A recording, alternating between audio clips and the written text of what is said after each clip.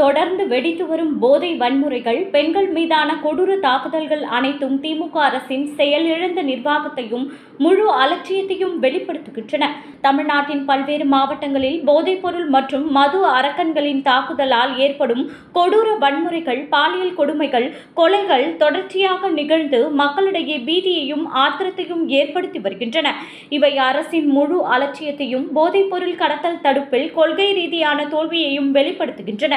கோவை மாவட்டம் அன்னூர் அருகே உள்ள சொக்கம்பாளையம் பகுதியில் போதையில் தள்ளாடிய இளைஞர் ஒருவர் அப்பாவி பெண்ணை மிருகத்தனமாக தாக்கி உயிரிழப்புக்கு ஆளாக்கிய சம்பவம் உள்ளூர் மக்களை அதிர்ச்சிக்குள்ளாக்கியது.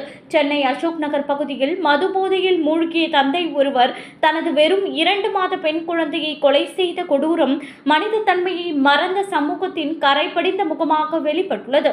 திருவாரூர் மாவட்டம் கொரடாச்சேரி அருகே போதையில் இருவர் ஆடு மேய்த்துக் கொண்டிருந்த ஏழை பெண்ணிடம் பாலியல் அத்துமீறல் செய்து பின்னர் அவரை ஆற்றில் தள்ளி மூழ்கடித்து கொன்ற வெட்கக்கேடான செயல் சட்ட ஒழுங்கு முற்றிலும் சீர்குலைந்து விட்டதை உறுதிப்படுத்துகிறது.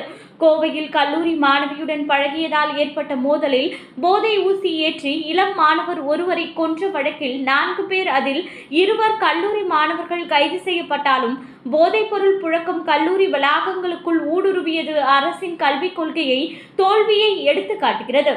அதே கோவையில் நிகழ்ந்த கல்லூரி மாணவிக்கு எதிரான கொடூர கூட்டு பாலியல் பலாத்காரம் வடநாட்டு பாணி அட்டூழியமாக விவரிக்கப்பட்டு போலீசாரின் கையாலாகாத தன்மையை, உளவுத்துறை பலவீனம், இரவு நேர ரோந்து பற்றாக்குறை, பெண்கள் பாதுகாப்பு திட்டங்கள் காகிதத்தில் மட்டுமே எழுதி இருப்பது போன்ற குறைபாடுகள் வெளிப்படுத்துகின்றன. இவை அனைத்தும் திமுக அரசின் முழு ஆட்சி தோல்வியை, போதை ஒழிப்பில் முழு அலட்சியத்தை, பெண்கள் பாதுகாப்பை குழி தோண்டி புதைத்துவிட்ட மோசமான நிர்வாகத்தை வெளிப்படுத்துவதாக எதிர்க்கட்சித் தலைவர் எடப்பாடி பழனிசாமி கடுமையான கண்டனம் தெரிவித்து கையாலாகாத விடிய ஆட்சி என்று சாடியுள்ளார்.